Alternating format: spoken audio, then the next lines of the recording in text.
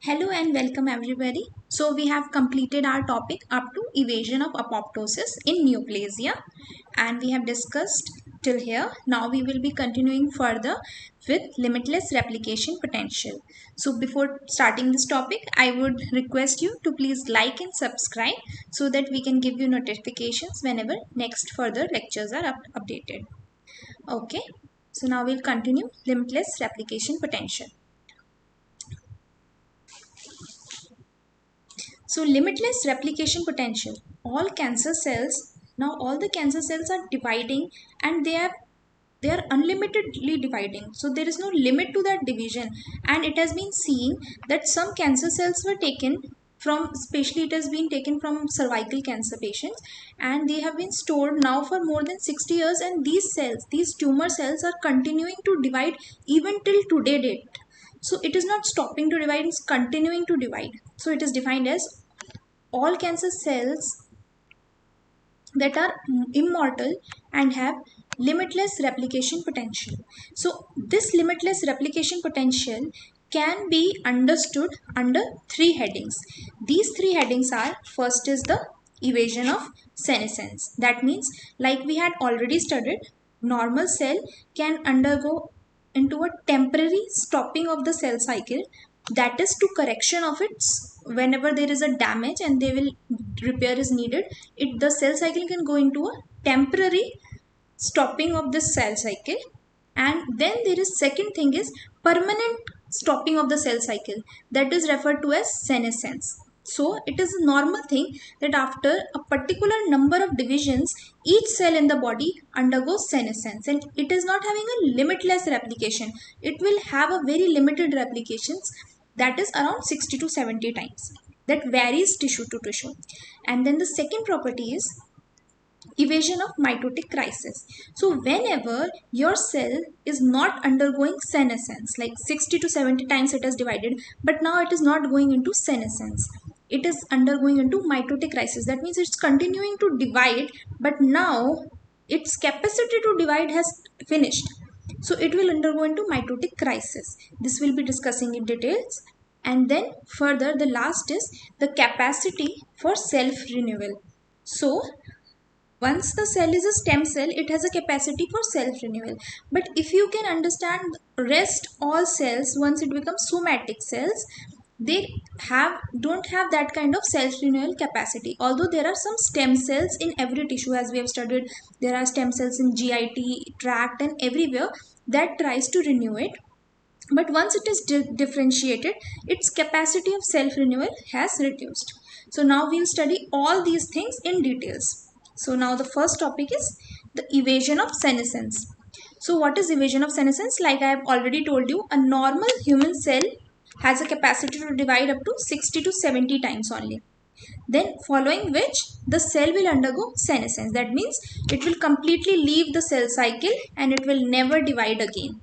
Okay, so this mechanism that produces senescence, it has been studied over, but the earlier that we have already studied that whenever P53 increases, it stops the cyclin D and CDK4, and it causes that prevents the phosphorylation of the retinoblastoma, and so that the E2F transcription factors are bound to retinoblastoma and cell cycle doesn't progresses. So this thing, when it is at a higher level and when the P53 levels are very high, this will lead to senescence. And along with P53, INK4A, P16 families also help in senescence of a cell cycle.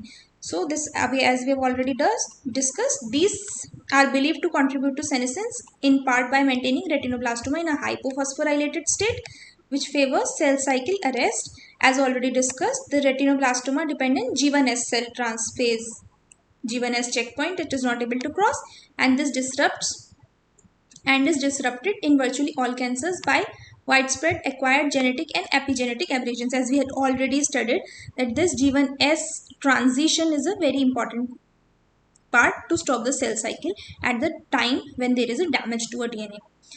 Then the second part is the evasion of mitotic crisis.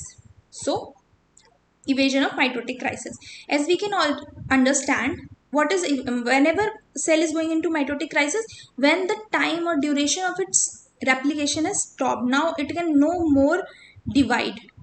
Now, why this will happen? It will limit only to 60 to 70 times. If it divides any further, it will lead to damage to the DNA and damage to the chromosome. This will lead to mitosis crisis. So what is actually happening? We will understand this with the help of this diagram. So whenever there are two types of cells in the body, one are the somatic cells and the others are the stem cells and germ cells. So these somatic cells, the normal somatic cells in the body, these are having some protective endings that are preventing the normal chromosomes from getting eroded from both the ends after each replication. So whenever there is a replication, there will be erosion on both the sides. This erosion is prevented by a protective sequence that is known as telomere. But normally in the somatic cells, there is no maintenance of the telomere. The telomere is getting shortened with every division. This shortening is prevented by the telomerase enzyme. This telomerase enzyme is normally not present in the somatic cell, but it is present in the stem cells, it is present in the germ cells, but it is not present in the somatic cell. So normally, as we can see, after 50 to 70 divisions, this red area, here it is mentioned as telomere, will shorten. This is called shortening of the telomere. So whenever there is shortening of telomere, as I have discussed in the previous part, this thing will cause increase in p53 that will finally lead to senescence of the cell. But if the mechanism of p53 fails and if the p53 is mutated, what will happen? The cell cycle will not be able to go into senescence, and the mechanism of our chromosomes have a mechanism of repair, that is non-homologous end joining. So now it will try to join the non-homologous ends, and this will lead to formation of dicentric chromosomes. So these will join with each other and it will form a dicentric chromosome. So if a cell, this dicentric chromosomes will undergo metaphase. So they will again separate out, they'll go anaphase, they'll separate, and this further, when they will divide further, they will again be breakage and then again they will rejoin. If this thing continues, this only happens if this thing can only continue in the presence of telomerase. If there is telomerase activation in the somatic cell due to cancer, or these cells are having properties of stem cells, or these are having properties of germ cell, only then this can lead to limitless replication. Otherwise, this replication will terminate and it will undergo mitotic catastrophe. So, to understand this, if there is activation of telomerase and the cell is not undergoing senescence and it is continuing to divide and there is repetitive breakage, bridge, fusion, breakage, this will lead to abnormal dicentric chromosomes and this will multiple breaks, and if telomere is present, this will continue to divide in this abnormal chromosome will continue to divide and this will lead to malignancy. And it is seen that up to 80 to 85% of all the tumors, in all the 85 to 95% tumors, it is due to expression of telomerase. So even the normal somatic cells start to express telomerase that is normally not expressed in the normal somatic cells. So then the third property is the property of self-renewal. So our properly differentiated cells don't do the self-renewal. Only the stem cells have these properties of self-renewal. So whenever there is self-renewal, it is of two types. There will be division. So when we study a normal division, we see that there is a cell, it has divided into two daughter cells. But in self-renewal, a cell doesn't divide into two daughter cells, but rather it divides in two ways. Either it will be a symmetrical or a asymmetrical division. In the symmetrical division, both daughter cells remain the stem cell. So one stem cell has given birth to two stem cells. Whereas in an asymmetrical division, one daughter cells remains as stem cell and the other is a non-stem cell. So one stem cell is given one stem cell and one differentiated cell that will proliferate and undergo differentiation, but and one will be maintained in the state as a stem cell. So when the one that has been differentiated, then it will lose its property of stem cellness and it will gain one or more function of in a process. The cells in transit to a differentiated state are often highly proliferative, but they eventually differentiate, stop dividing, and may eventually become senescent or undergo apoptosis. So we can see the continued growth and maintenance of many tissue can contain short-lived cells such as the formed elements of the bone marrow, blood, epithelial cells of the gastrointestinal tract, and skin depends on the resident population of the tissue stem cell that are capable of self-renewal. So we can see that these stem cell like property cells are at high risk and they can develop into malignancies, and even every malignant cell acquires their properties like stem cells. So one question arises, are these cancer cells, if they were one differentiated cells, so are these differentiated cells developing properties of stem cellness, or the cancer are arising from the stem cell? So it has been hypothesized that both the things are possible, and here the example shows with this diagram that this is an example of CML where the mutation occurs in the stem cell itself. So BCR-ABL translocation occurs in the stem cell itself. That's why it affects multiple lineages. Like it will also affect the platelets. It will also affect the WBCs. So it is affecting multiple because the mutation is in the stem cells. So this will undergo mutated stem cell. This will form one stem cell and one it is forming the mutated progenitor. So it is showing asymmetrical division. Whereas the another example is there was a progenitor cell mutation, that is PML rara, that has led to new property of stem cell. So this progenitor cell has developed a new stem cell like property, and because of this new property it is further showing asymmetrical division, that it is forming one stem cell like cell and one mutated progenitor.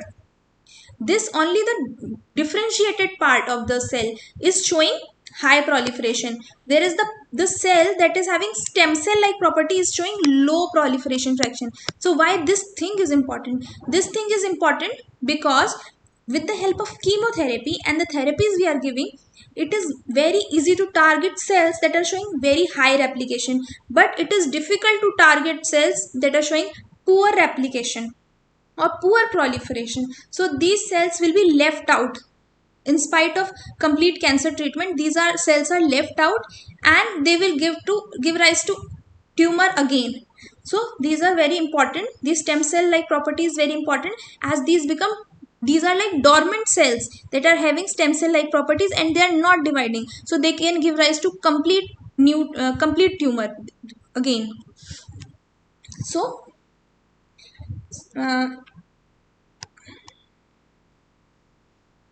now we will study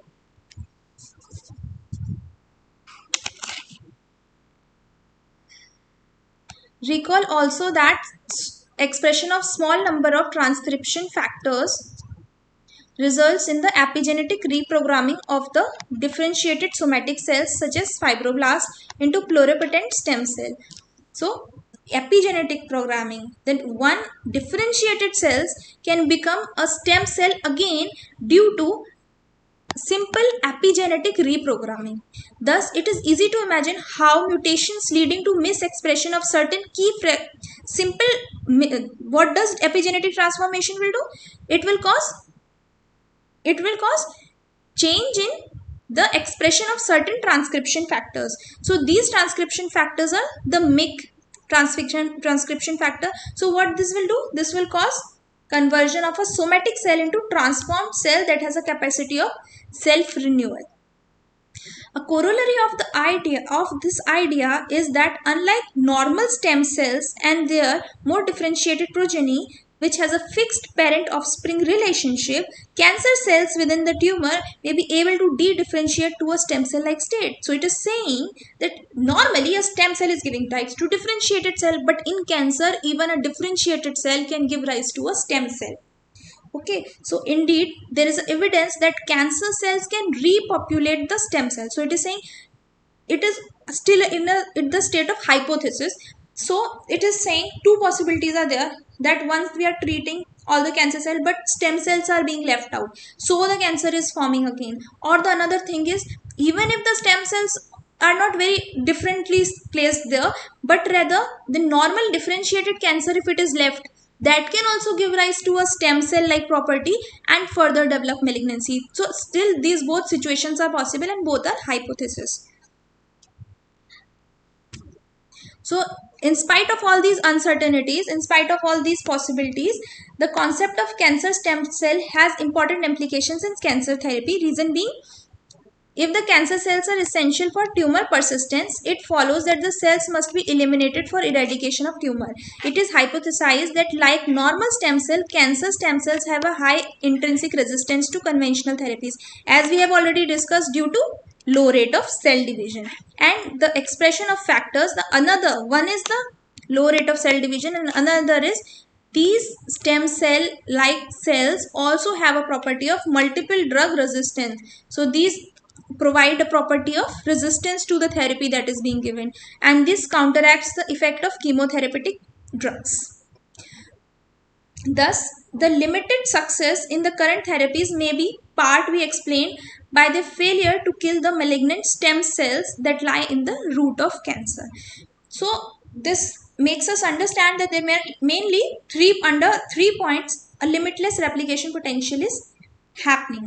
So this limitless replication potential means normally cell divides 60 to 70 times and then it undergoes senescence. Okay, this is a normal cell life. But when there is the loss of senescence, this cell will be undergoing the loss of, why will be there loss of senescence? Because of mutation of P53. So this will undergo damages in the edges, it will be eroded because the telomere will get shortened. Now when the telomere is shortened, in the process of repair there will be non-homologous end joinings that will lead to dicentric chromosomes. These will continue to replicate, and if there will be no telomerase, this will undergo mitotic crisis and the cell will die. But if there is presence of telomerase, this telomerase is being expressed as there is malignancy that is developed, and then there are properties of new telomerase activity. So this new telomerase activity will lead to continuous division in spite of having non-homologous end joining, and this will lead to malignancies and limitless replication potential in the cancer cells. This will lead to, and then further third thing is, these cells that are very rapidly dividing, few of those cells will acquire a stem cell like property. That means it will persist and they will be in dormant state. They will not be rapidly dividing, but they will acquire a stem cell property that they can proliferate into progenitor cells, and even the progenitor cells can develop into stem cells. So these are all the things that we have studied in this complete limitless replication potential.